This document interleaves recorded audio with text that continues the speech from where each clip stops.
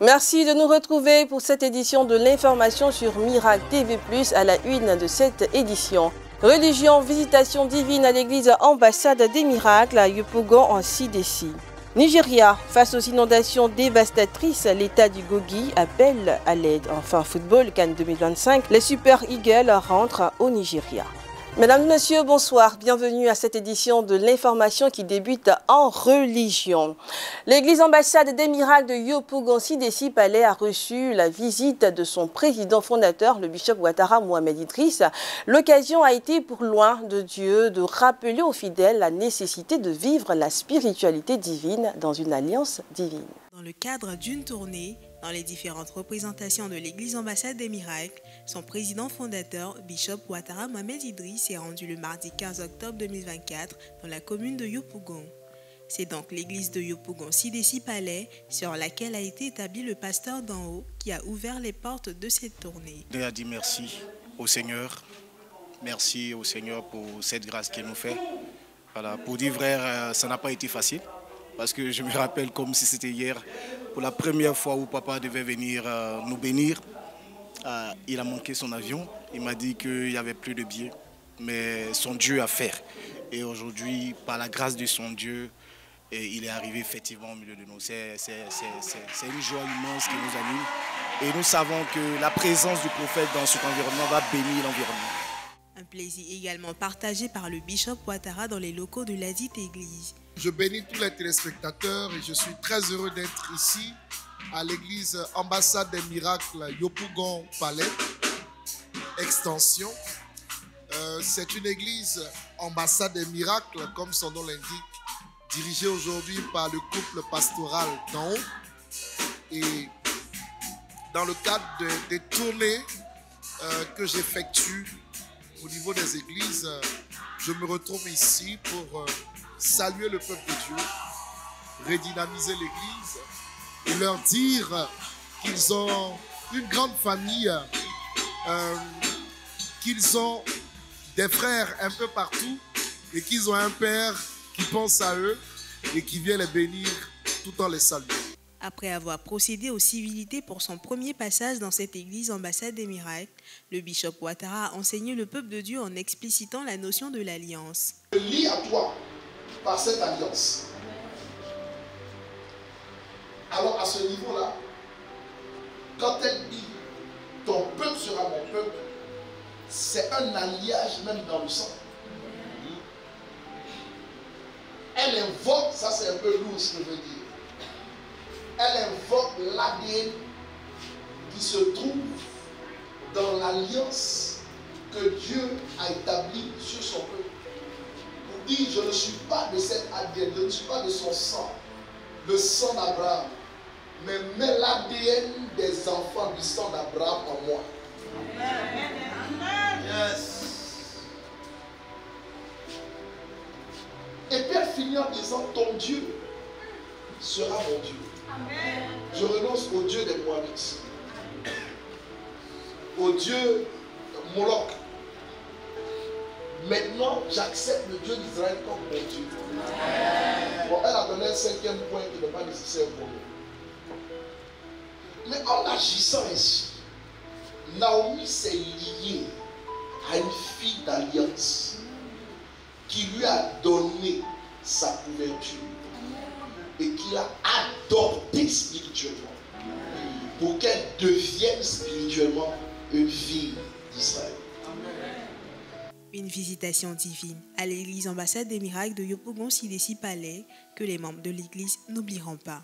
Du 18 au 24 octobre 2024, près de 6 millions d'enfants âgés de 1 à 5 ans recevront un vaccin contre la rougeole et la rubiole. Cette campagne vise à protéger les plus jeunes et à prévenir la propagation de ces maladies. Les parents sont encouragés à participer à cette initiative essentielle pour la santé publique.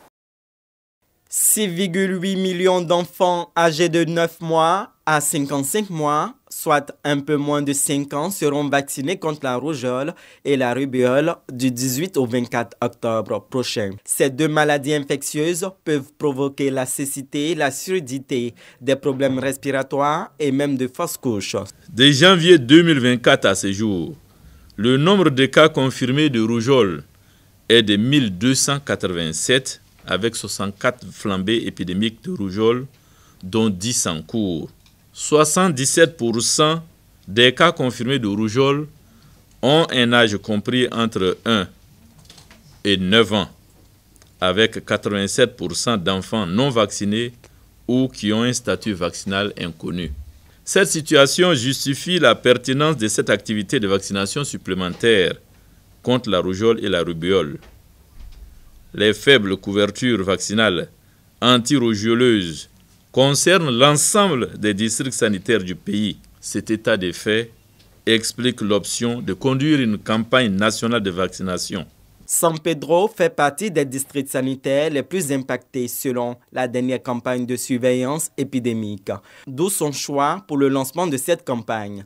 De 2021 à 2023, le nombre de cas confirmés de rougeole est passé de 1974 à 1361, avec 75 flambées épidémiques en 2021 et 2022 et 42 flambées épidémiques en 2023 dans les districts sanitaires. Le vaccin contre la rougeole et la rubéole est de type sous-cutané et est administré gratuitement. Au Nigeria, l'État du Kogi fait face à des inondations catastrophiques qui ont touché plus de 200 communautés. Les autorités locales lancent un appel urgent à l'aide pour secourir les populations sinistrées. La situation s'aggrave et nécessite une réponse rapide pour protéger les habitants et leurs biens. C'est dans cette élément. Au Nigeria, les autorités de l'État de Kogi ont lancé un appel à l'aide lundi pour faire face aux inondations dévastatrices qui surviennent dans la région. Plus de 200 communautés ont dû quitter leur domicile et cela concerne au moins 2 millions de résidents dans l'État. Lors d'une visite à Kotonkarfe, le commissaire à l'information et à la communication de Kogi a décrit la situation comme une crise humanitaire imminente. Kingsley Fanwo a exhorté le gouvernement fédéral et les organismes donateurs internationaux à réagir rapidement pour atténuer les difficultés auxquelles sont confrontées les personnes touchées. Selon les autorités, les inondations se sont multipliées au cours du mois dernier, frappant des zones densément peuplées, dont certaines parties de la capitale d'État, Lokoja. Le commissaire a expliqué que le gouvernorat de l'État avait ouvert 68 camps de déplacés à l'intérieur du pays pour héberger les sinistrés.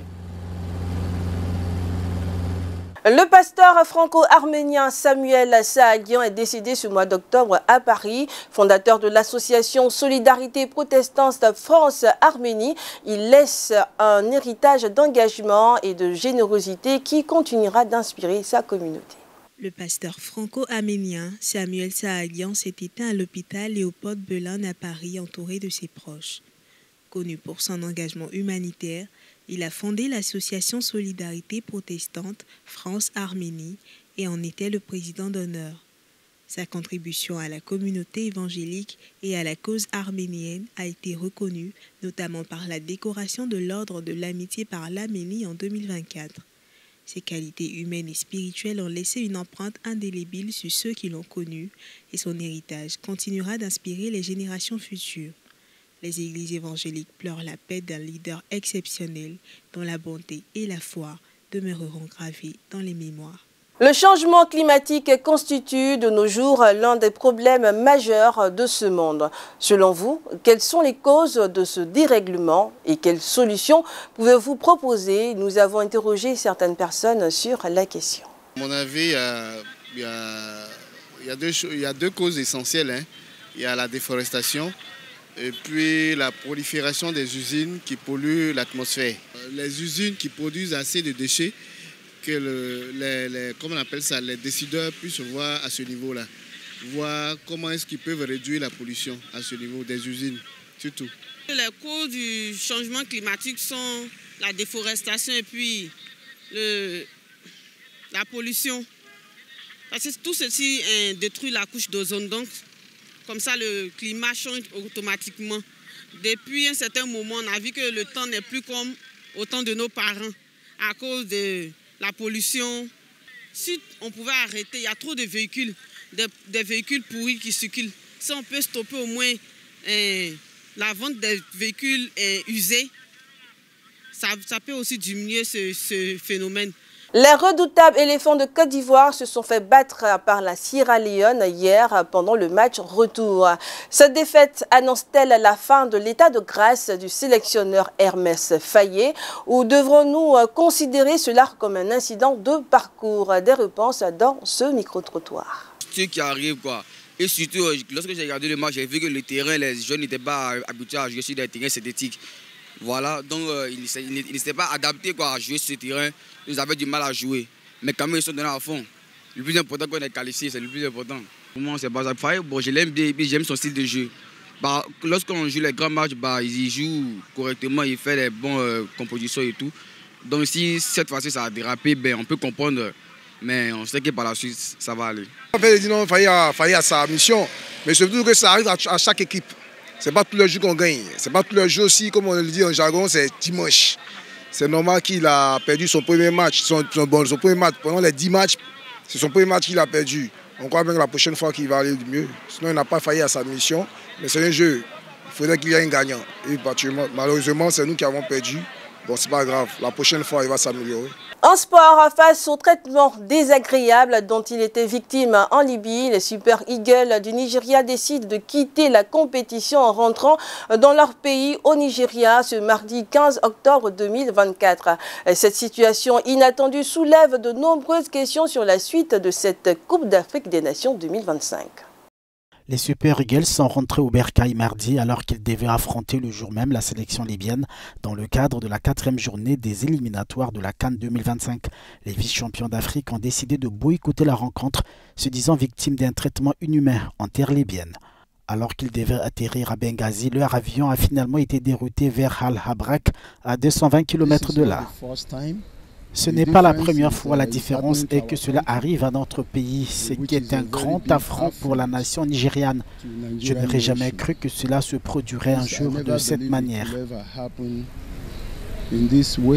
Une situation considérée comme une prise d'otage par l'équipe, le retour au Nigeria a été un véritable soulagement au regard du calvaire vécu.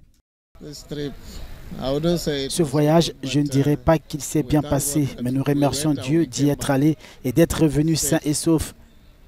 C'est une prise d'otage. La Fédération libyenne de football a déclaré qu'elle regrettait le détournement du vol. La Confédération africaine de football a promis d'ouvrir une enquête. C'est tout pour cette édition de l'information. Merci de l'avoir suivi. À la réalisation, Monsieur Beniakou Georges, au cadrage, Mademoiselle Tiffany Blanc. J'ai pris un réel plaisir à vous présenter cette émission. Je vous souhaite à toutes et à tous une bonne suite de programmes sur Miracle TV+, la télé qui transforme.